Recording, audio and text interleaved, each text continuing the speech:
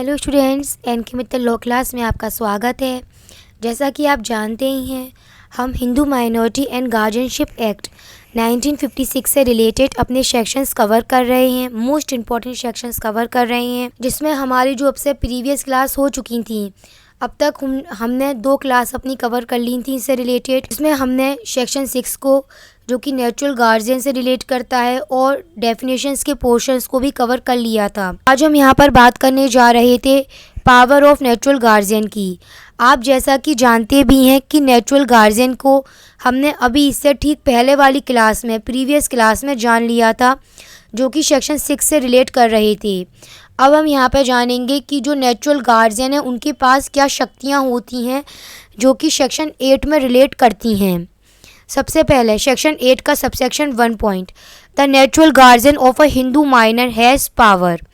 जो natural guardian होंगे, जो हिंदू माइनर के नेचुरल गार्जियन होंगे, उनके पास यह पावर होती है कि डू ऑल एक्ट्स, कि वो सारे काम कर सकते हैं जो भी आवश्यक हैं, जो माइनर के बेनिफिट के लिए हैं, जो उसकी प्रोटेक्शन के लिए हैं, और जो माइनर की संपत्ति के बेनिफिट के लिए हैं। वो इनमें से कोई भी काम कर सकते हैं। ये उनको पावर दी गई है सेक्शन 8 सबसेक्शन 1 के तहत। लेकिन यह भी ध्यान रखना कि जो गार्जियन होगा उसके द्वारा किया गया कोई भी काम माइनर पर पर्सनली बाइंड नहीं माना जाएगा। सबसेक्शन 2, जो कि अपने आप में ही एक मोस्ट इम्पॉर्टेंट है, जो ये बताता है कि नेचुरल गार्जियन, ये जो 2 काम बताए गए हैं ए और बी में, यह दोनों काम कोर्ट की बिना परमिशन के नहीं करेगा, मतलब कोर्ट की बिना परमिशन के वह नहीं कर सकता होगा। जैसे कि सबसेक्शन 2 का जो पहला पॉइंट है ए, इसमें बताया गया है कि जो गार्जियन होगा वह माइनर की जो अचल संपत्ति है, इमूवेबल प्रॉपर्टी है, उसके किसी भी पार्ट को mortgage, charge, transfer by sale या गिफ्ट या एक्सचेंज नहीं कर सकता होगा। इसी के साथ बी पॉइंट कहता है कि गार्जियन जो होगा वह जो माइनर है उसकी जो अचल संपत्ति है उसके किसी भी पार्ट को लीज पर 5 साल से ज़्यादा के लिए नहीं दे सकता है। इसी के साथ इसी में एक और पॉइंट है जो यह बताता है कि अगर माइनर मेजर हो जाता है, तो जिस दिन माइनर मेजर हो गया है उस तारीख के बाद से कोई भी लीज जो होगी वह 1 साल से ज़्यादा के लिए नहीं होगी। यह सबसेक्शन 2 अपने आप में ही मोस्ट इम्पॉर्टेंट है। Subsection 3, any disposal of immovable property by natural guardian.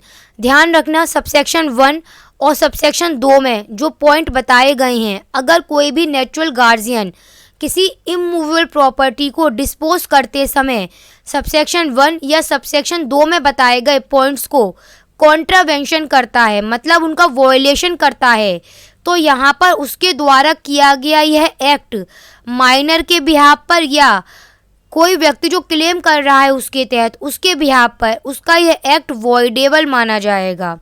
ये वाली बात पेपर में कई बार पूछी भी गई है, पूछी भी जाती है। सेक्शन 8 का subsection 4, no court shall grant permission to the natural guardian do any act mentioned in subsection 2 except in the case of necessity for an evident advantage to the minor। ये ध्यान रखना है, 2 पॉइंट इसमें यह ध्यान रखना है कि सबसेक्शन 2 जो था उसके तहत जो एक्ट बताए गए थे उनमें से किसी भी एक्ट को करने के लिए नेचुरल गार्जियन को कोर्ट के द्वारा परमिशन नहीं दी जाती है।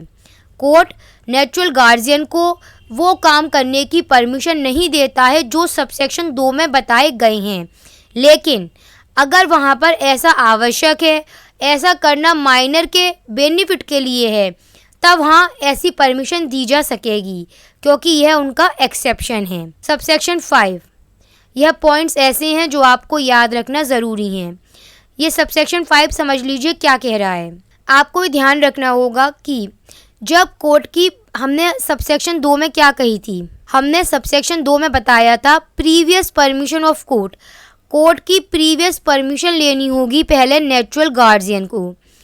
अब आप इसके रिगार्डिंग ही सबसेक्शन 5 को समझिएगा।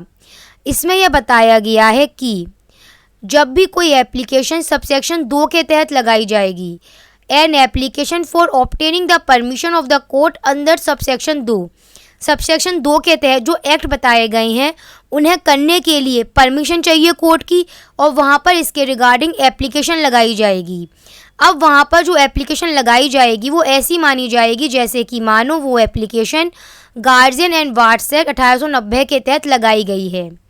यहाँ पर यह माना जाएगा in all respect as if, जैसे मानो it were an application for obtaining the permission of the court under section 29। यहाँ पर ऑफ डेट एक्ट, ये सेक्शन 29 किसका बताया गया है? Guardians and the wards act 1890 के सेक्शन 29 के तहत माना जाएगा कि वो एप्लीकेशन लगाई गई है। A point, proceeding in connection with the application shall be, उस एप्लीकेशन के रिगार्डिंग, कौन सी एप्लीकेशन की बात हो रही है यहाँ पर student?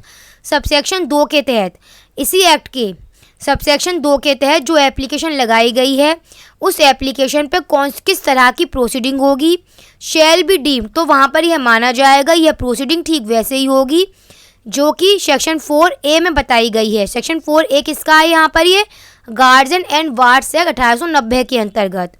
The court shell observe the procedure and have the power, court के पास में यहाँ पर जो प्रोसीजर है और जो पावर होगी वह ठीक वही होगी जो इस एक्ट के तहत है। कौन से एक्ट के तहत है?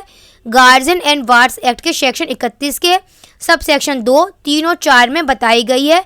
वही प्रोसीजर और वही पावर यहाँ पर भी कोर्ट के द्वारा अप्लाई की जाएगी। एंड अपील, और यहाँ पर जो अपील होगी वह कैसी होगी? एक बार इस सेक्शन को रीड कर लीजिए, आंसर मिल जाएगा।